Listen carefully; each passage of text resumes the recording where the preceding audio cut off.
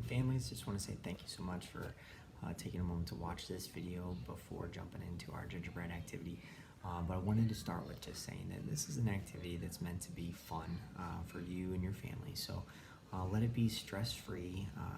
Pick a good time that your kids are nice and rested when you want to sit down and do it with them. Gingerbread houses are made all across the world, and Reid, typically what we've been doing is doing it on a weekend event, and we'll use lots of milk cartons and graham crackers and candy and have a bunch of families in to do it together.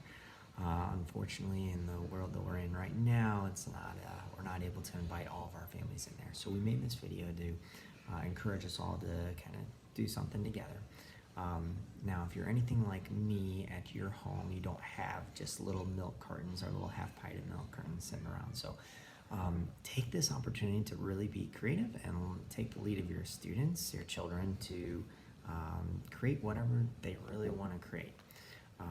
In the United States, we're always looking for a cheap, easier way to do something. So you can find kits at Target, at Walmart, all over the place. I've decided to kind of get half and half. So I was able to get some kits that had like some candy pieces in there already. And we're just going to use graham crackers, and I'm just going to see what my kids want to make with it.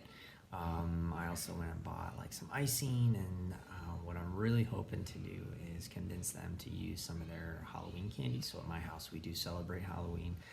So I'm going to try and convince them to use some of that candy up as part of this project. One thing to note is that when you're doing this, you can really make it a learning opportunity for your kiddos, but if that is something that's going to be extra stressful for them or for you, I'm going to recommend don't do that. Just really allow this to be an enjoyable time for you.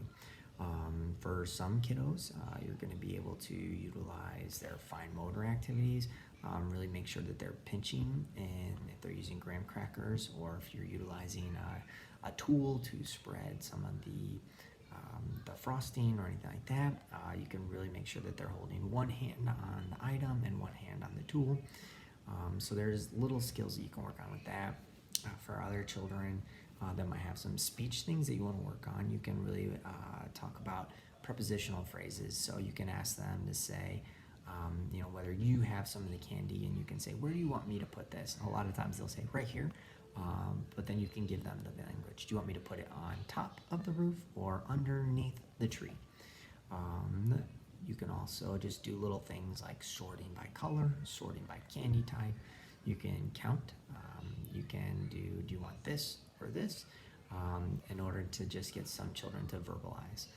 For some kiddos, if you have an older sibling that's going to be doing this with you, you can ask them to draw a picture of what they want to make first, to really create like a plan, and then they can use that plan to create what they'd like to create. So there's lots of different ways that you can extend this. I think my son really wants to make a candy pirate ship versus the gingerbread house. So again, allow this to be enjoyable for you and your family.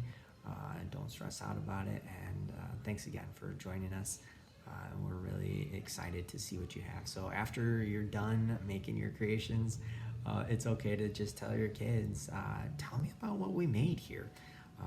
You know, and so that might be something where it's just an art piece made out of candy and deliciousness. So that's fine. Take a picture of it, send it to your teacher, send it to me, throw it up on Twitter, and tag us in that. But that's it. Thanks again for joining us, and then the next video is going to be me attempting to do it with my children at home as well. So you guys can click over and watch that together.